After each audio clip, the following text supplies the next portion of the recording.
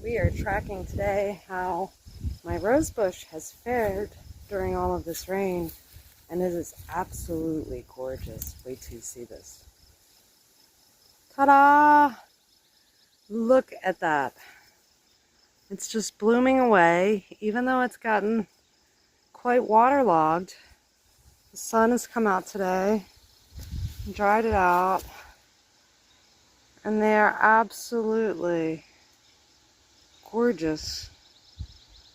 Look at them. The little bug hangs out here all the time. But even though you can see the brown from too much water, there you have it. My beautiful at last rose bush. And my hollyhock over here is growing sideways, but I'm going to allow it to do that because it'll make it stronger. Sometimes the more we interfere with staking things, the worse they get. I think Mother Nature knew what she was doing, because often as these hollyhocks grow and curve up, they grow horizontal to the ground, and then they'll start to go upwards again. But as they do that, they send off roots down in that part that's gone horizontal across the ground. So it's really an interesting, let me see if I can get a good picture. See how down here it's getting very parallel with the ground. It will shoot off roots, and then it will shoot up a spike, and we'll see that in another month or so.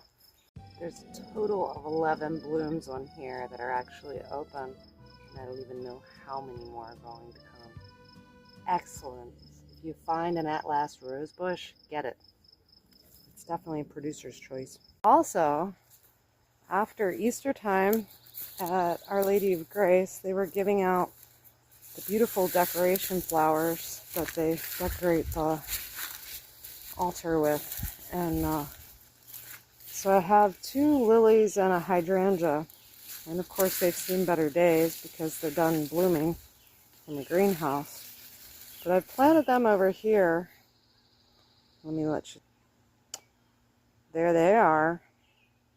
And as I've said, they've seen better days, but they'll come up again next year. Even this hydrangea bush will get bigger. I let it sit out too long. So I got that in the ground today. But I also want to show you something that's like been biblical in my mind as I've watched this grow. All this vinca. And it's been creeping out on my park bench chair that I've just sat here.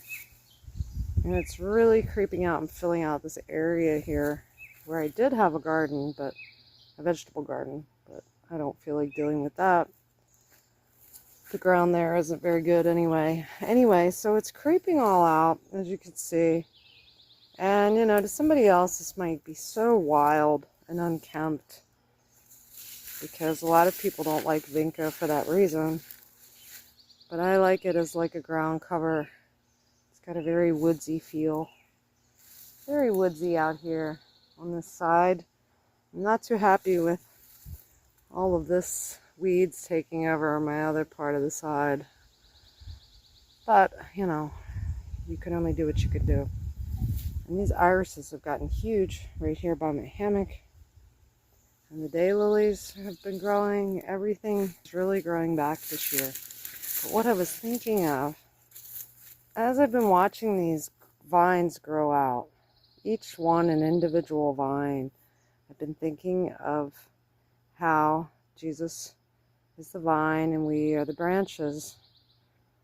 And you can do nothing apart from the vine. And I was thinking of how they're all different lengths and how we're all growing at different rates. So, great song by the Sensational Nightingales, a gospel song. I can do nothing apart from the vine. So, just really neat. And these are growing up this lattice fence here, and they're all at different heights. So it's just like us as people, we're all growing at our own rates, as we have to grow amongst the weeds.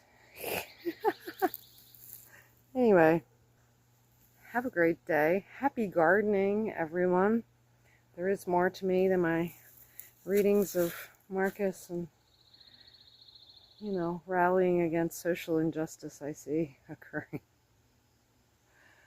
Anyway, I do have my creativity in my gardens that I enjoy. Different aspect of me for people that think that I always have some cause. Sometimes it's just gardening.